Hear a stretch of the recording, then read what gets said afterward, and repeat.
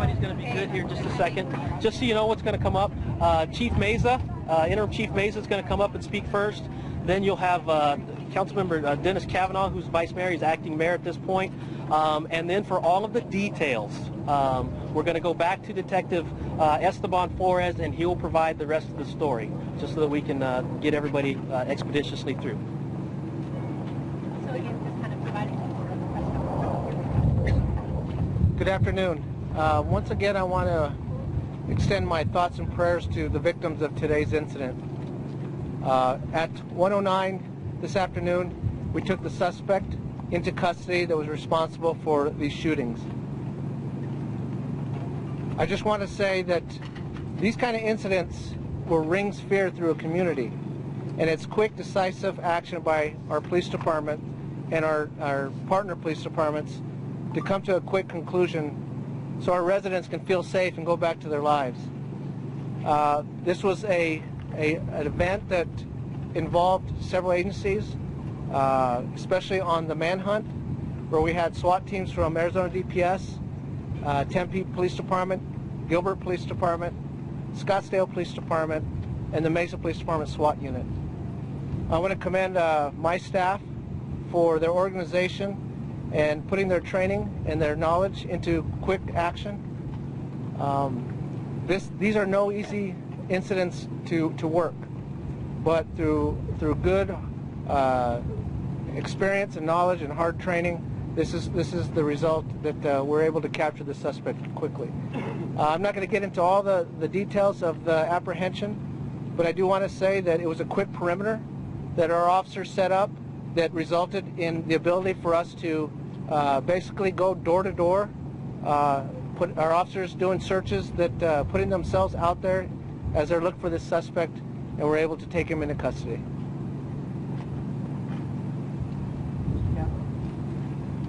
Mr. Kappa. And again, I'd like to reiterate what Chief Mesa said. Our thoughts and prayers go to the victims and families in this incident.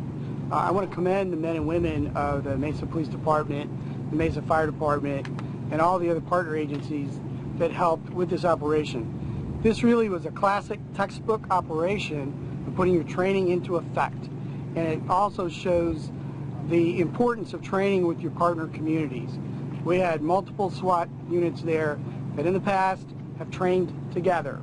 And that cooperation among communities does make for a safer community, make for a safer Valley of the Sun. The training worked exactly as it was supposed to.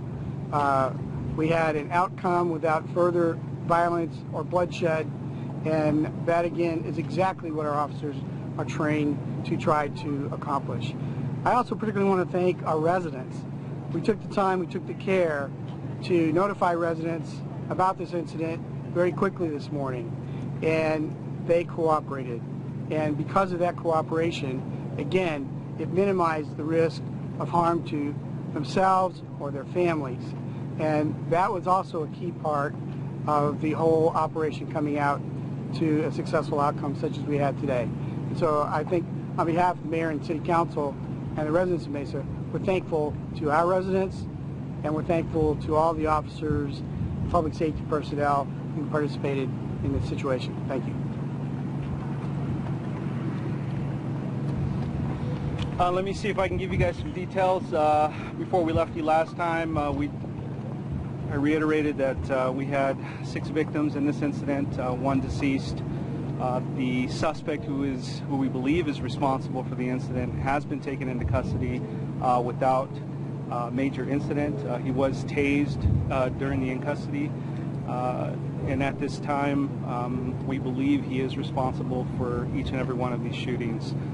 He was taken into custody in the 1700 block of West Emelita here in Mesa. There is a condo that was vacant. He gained entry somehow, and when the SWAT teams, the Mesa SWAT team in particular, was checking that complex door to door, he was spotted on a balcony. At that time, officers were able to make their way up to the 2nd floor and take him into custody. Do we have any questions of anything else that's going on today? Was the weapon recovered? That we will not be giving out at this point. The name of the suspect is not going to be given out at this point. We don't need to jeopardize the investigation at this point. There's still some witnesses that we need to contact, and we need to make sure that we do have the right guy. Are you going to release a photo at one point? We will be releasing it shortly. You're not confirming whether it was Ryan Giroux? We are not confirming that at this point. What's the condition on the 5 victims? I know there's 6, one of them deceased. What about the other 5? Well, we do have one deceased. The other 5 have been treated at hospitals. One of them is in critical condition with, I believe, multiple gunshot wounds, and he's still being treated. Anything more on the motive of why this all unfolded? The motive, we still don't know. We know there was some type of altercation or at least an argument at the very first incident, and that's at the motel. Everything else seemed to be random at that point. We believe his motive at the other locations was robbery and carjackings and just trying to get away. What do we know about this guy's background? We don't have any information that we can release at this time. Can you talk about the suit he was taken into custody in, the white DNA suit? What was that about? I have not seen photos of him in a white suit, but that is something that investigators use if they're going to be protecting his clothing for evidence. If he's already in custody, expand on why you're not releasing the identity.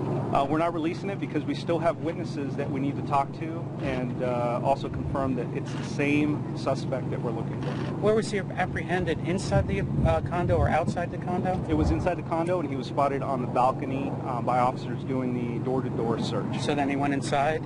Yes. Sequence of events? He was inside, and the condo was, I believe it was vacant. Did you, circumstances, did you break through the door? That I don't know. I don't have those details.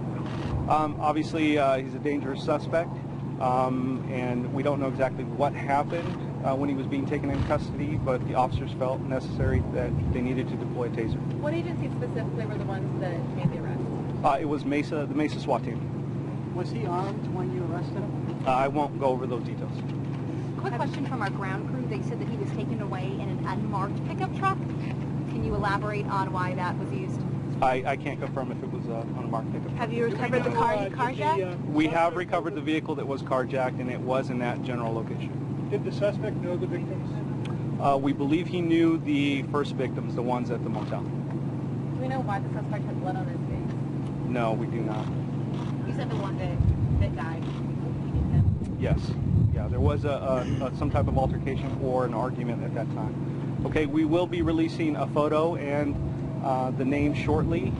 We just need to let the investigation move forward a little bit before we can do that. Okay. Can you tell us if the suspect had ties to white supremacists? I can't confirm that at all. When tased, is that when did he surrender? Yes, he surrendered after being tased. Okay, thank you, and we will be back shortly and give that information to you. Thank you. Could you do Spanish? Yes. En español aquí. Oh, getting us a brief update.